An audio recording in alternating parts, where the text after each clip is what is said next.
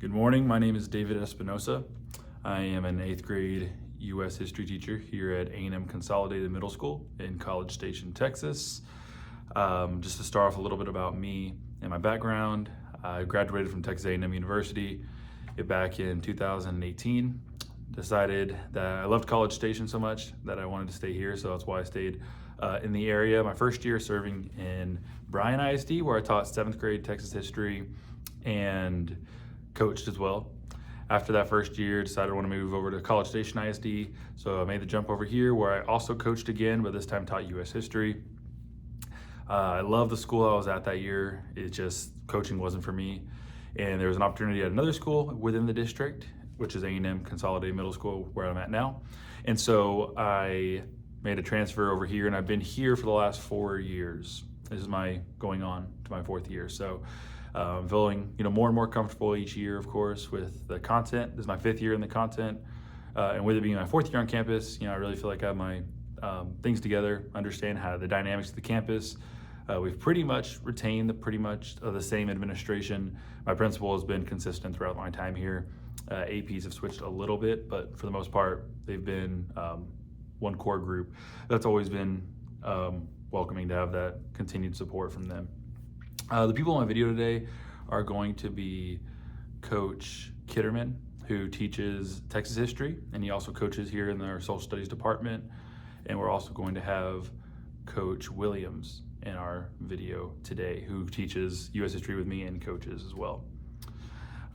As far as expectations for the meeting, the expectations is to have a data-driven discussion so we can collaborate in a way that we're looking at the data and how can we get to the results we want, which is student success across the board for this specific economically disadvantaged student population.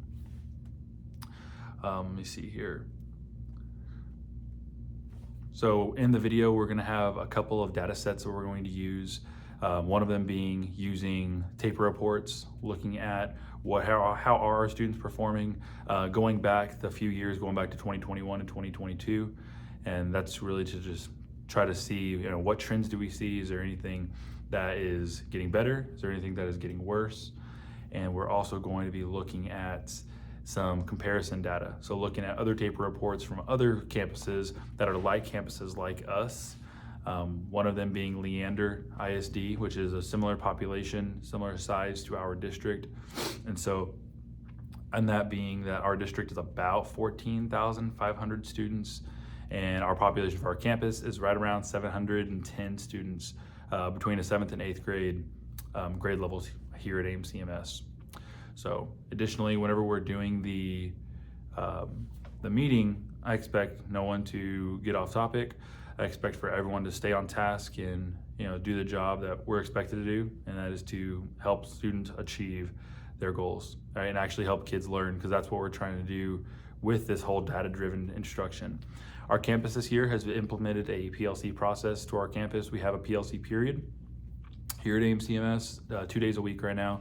So it's been nice being able to collaborate and collectively come together and have that time instead of beforehand. Last year we were told to PLC at least twice a week, but during our conference period, which made it pretty difficult, or excuse me, that was 3 days a week during our conference period. So it made it very difficult to get together and do things and actually feel like we were being very productive, because being a teacher, there's a million other things to be doing.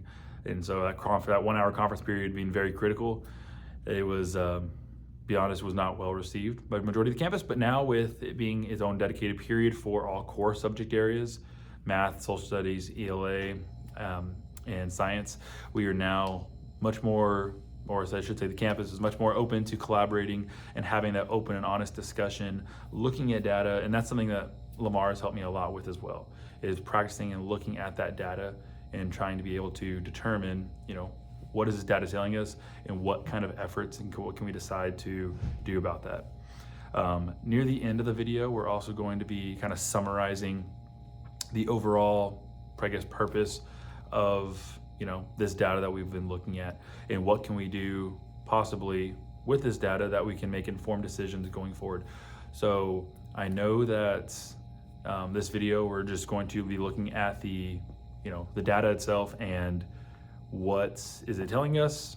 So I'm gonna really try my best effort to try to keep everyone on task of not trying to jump the gun a little bit, not trying to, come quick to decisions like, all right, well, we can do this, we can do this, we can do that. I believe we need to, the best process is a slow one that we can actually cognitively think and reflect on what is the data that we're looking at, and what are the things that we can do that can best serve our students. So again, it's at A&M Consolidated Middle School, and I look forward to sharing our video today with you. Thank you so much.